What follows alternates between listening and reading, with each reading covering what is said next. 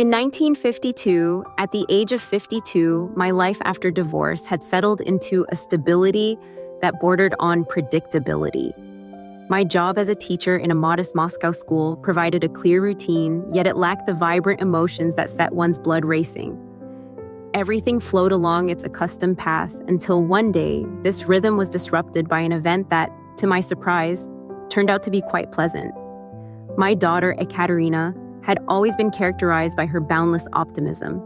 Tall and energetic, she radiated an unwavering belief in life's limitless possibilities. On that memorable evening, she enthusiastically convened a family gathering to proudly introduce us to her husband, Alexander.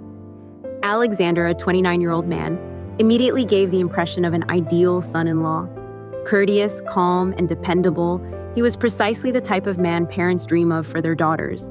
However, until that evening, I had perceived him solely in that capacity and nothing more. When he entered the room, his confident posture and serene gaze drew my attention for the first time.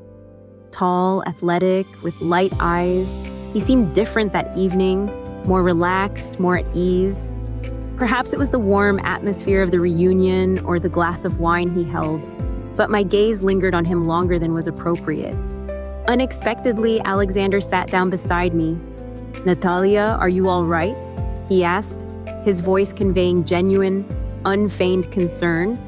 Our eyes met, and for a moment all the surrounding noise seemed to dissolve into silence. "Yes, I'm just a little tired," I quickly replied, trying to conceal the sudden flush that washed over my body. He smiled slightly, as if understanding something. My heart, which had long been dormant, suddenly began to beat faster. This strange, exhilarating feeling was likely born of the loneliness that had accompanied me for so many years. But when Alexander turned his attention to others, something deep inside me shifted. It was as if an invisible veil had suddenly dropped, revealing a part of my soul that I had so long and carefully hidden. For the first time in many years, I felt something real, something alive, something more than just the predictability of my routine. I desperately tried to ignore the look he gave me that evening. Yet the harder I tried to forget, the more persistently those memories returned. My married life was long in the past, and my schoolwork and daily duties had become merely a faded backdrop for new, unexpected thoughts. Again and again, my mind returned to that moment, to his voice, to his gaze, lingering on it longer than it should have. "It's just nonsense, the whims of age," I told myself, trying to suppress the nascent feelings. But thoughts of Alexander became increasingly intrusive. His image seemed to fill every corner of my consciousness. I had no idea how to cope. I tried my best to keep my distance from him, to avoid his gaze, but he seemed to sense it. And yet, he approached me. "How are you feeling?" he asked, placing a cup of tea beside me. "I'm fine, thank you," I replied curtly, without looking up. "You look a little thoughtful," he observed with a soft but persistent smile. His words made me feel as if he saw right through me, as if he knew exactly what I was thinking. I quickly changed the subject, talking about work. Alexander listened attentively, catching every word, and this intense attention unnerved me. As I rose from the table, feigning a need to help in the kitchen, he lightly touched my hand. The gesture was simple, almost innocent, but inside me, everything seemed to ignite. My body reacted before I could even comprehend what was happening. All night, I tried to avoid him, but deep down, I knew that something inevitable would occur. Something had begun to stir between us. Something impossible to ignore. I promised myself to maintain distance, but his words and gaze shattered every wall I tried to erect. After that night, I did my utmost to avoid seeing him. At every family event, I found an excuse to stay home, but thoughts of him never left me. His smile and that fleeting moment when his hand accidentally brushed mine. Several weeks later, I finally gave in and agreed to dinner at my daughter's house. Alexander didn't hesitate. "Natalia, this isn't right. This is our family," he whispered, looking directly into my eyes. "But I can't get rid of these feelings." His voice sounded tense and sincere. And these words were enough to break through my last line of defense.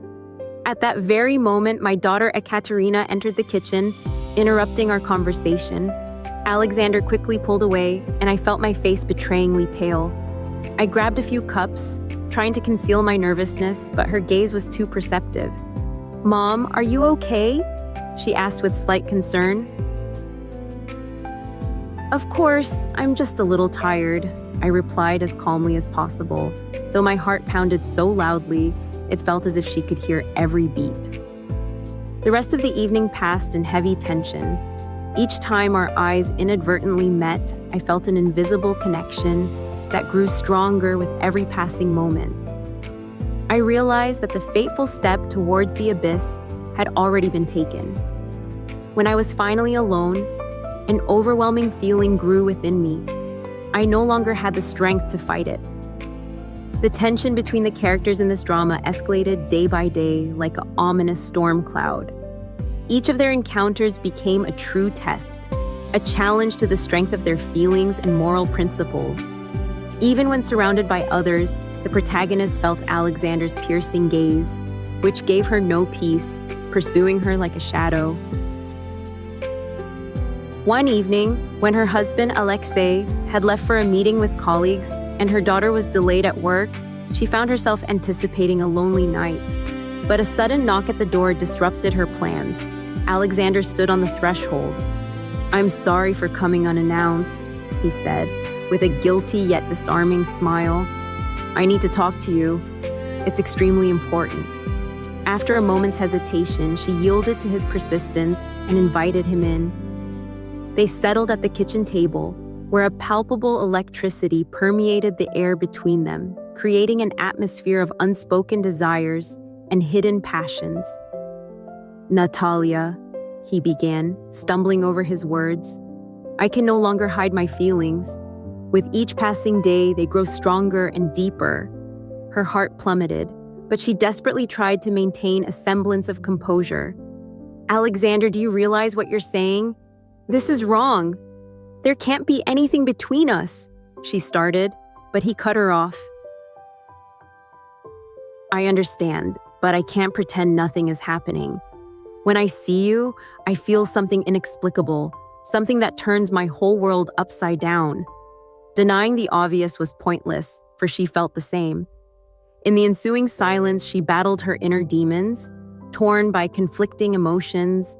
Alexander, as if guided by an invisible force, carefully reached out and touched her palm. This simple gesture unleashed a veritable hurricane of emotions within her. "We can't change anything," she whispered, but her voice sounded weak and unconvincing, as if betraying her true feelings. "But we can be honest with each other," he replied, looking directly into her eyes, as if trying to penetrate her very soul. She drowned in his gaze, unable to find words to express her feelings. As he drew closer and his hand touched hers again, she felt herself losing the last vestiges of self-control. An inner voice desperately cried out for her to stop, but she was powerless to resist. His lips gently touched hers, as if he feared shattering something fragile and precious. The tension that had built between them for weeks erupted, like a breached dam. Her heart pounded wildly, threatening to burst from her chest, but suddenly she pulled away as if waking from a trance. "This shouldn't have happened," he uttered, trying to regain control of himself. "I understand," she quietly replied, but in his eyes, she saw despair and an unwillingness to accept what had occurred. It was already too late to stop. She felt her last line of defense crumble. At that moment, she realized there was no turning back. She had naively believed she could detach and suppress her feelings, but she was terribly mistaken. The next day, she tried to act as if nothing had happened, but a real storm raged inside her. Thoughts of Alexander gave her no peace, haunting her at every turn. She fought the temptation to write or call him, even though she knew it wouldn't change anything. In desperation, she immersed herself in routine, clinging to it like a lifesaver. But Alexander was not going to disappear from her life. Soon after the kiss, there was a knock at the door. He stood on the threshold. "I know I shouldn't have come," he said in a quiet but firm voice. "But I needed to see you." Before she could respond, he stepped forward, and that inevitable tension arose between them once more. "This is wrong," she murmured, trying to grasp the last thread of sanity. "We can't continue this." "I know," he replied, "but I can no longer live ignoring my feelings. Can you?" His words struck her to the core. She knew the answer but was afraid to voice it. They stood in the hallway so close that she could feel his breath on her skin.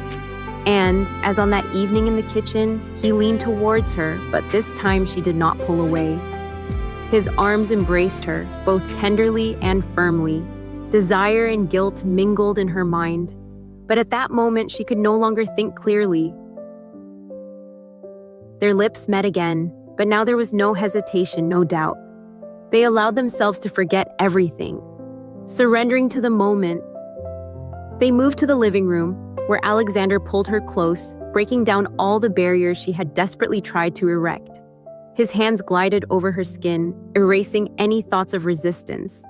The world around them ceased to exist, only the two of them remained. After everything that had happened, a heavy silence fell between them, like a curtain dropping at the end of a dramatic play. Alexander looked at her with undisguised hope, but she found no words to express her feelings. She stood up and adjusted her clothes. "You need to leave," she mumbled, avoiding his gaze. "Natalia," he began, but she raised a hand, stopping him. "Just go, please." He looked at her for a long time before complying and leaving her home. She didn't close her eyes that night. Her heart was torn between guilt and the realization that something inevitable had occurred. They had crossed a line, and now nothing could ever be the same. She knew that each new encounter would bring them closer to the moment when everything would finally collapse. But despite this, she couldn't stop herself.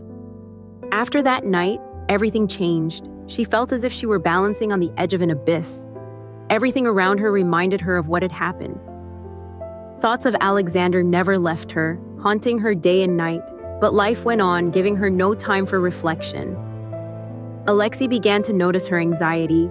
He asked several times if everything was all right, but she only smiled thinly and replied that she was tired. Alexander tried to contact her. His messages were brief but full of hints and unspoken words. He yearned for a conversation, a meeting, but she ignored him, understanding that she needed time to process what had happened and decide how to live her life. Recognizing the need to move forward, she understood that completely avoiding unwanted encounters was impossible. On Saturday, Alexei organized a family lunch, to which Alexander was, as usual, invited. Knowing the inevitability of this meeting, she hoped to maintain her composure. Alexander's appearance evoked a strong emotional response. His confident demeanor remained unchanged. While trying to avoid eye contact, she felt his presence every second. Lunch passed in an atmosphere of tension, where only she noticed Alexander's stolen glances, feeling them like invisible touches, while Alexei enjoyed the family moment. Completely unaware, after lunch when Alexei went out to the garden, Alexander followed her into the kitchen, where she was clearing the table. Closing the door almost silently, he whispered in a low, tense voice, "We need to talk." Without looking at him, she remarked that it was not the right time or place. But Alexander insisted, asserting that the connection between them could not be ignored. His words made her stop and turn to him, a question in her eyes. How had they come to this? She reminded him that it shouldn't have happened. Alexander took a step forward, firmly stating that it had happened and was no accident. His eyes reflected the same inner conflict that tormented her. To her question of what he wanted, Alexander confessed that he could no longer pretend and that he needed her. These words pierced her last defense, allowing her to momentarily feel the suppressed emotions. However, reality quickly brought her back. She emphasized that it was wrong to Alexei, and that she could not destroy their life together for something that might have no future. At that moment, Alexei returned, interrupting them, and Alexander, without another word, hastily left the kitchen. In the following days, her mind was filled with repetitive thoughts. While acknowledging the correctness of her decision, she could not silence the pain. Every corner of the house reminded her of Alexander, the emotions experienced, and the forbidden passion. All of it seemed like a part of the past, as if that chapter of her life had been closed. Her daughter Ekaterina and Alexei seemed to notice nothing, continuing to make plans for the future and discussing a move to a new apartment in Moscow. Her daughter's happiness became her greatest comfort and confirmation of the correctness of her choice, despite the inner emptiness. Alexander no longer tried to contact her, and she avoided situations where they might be alone.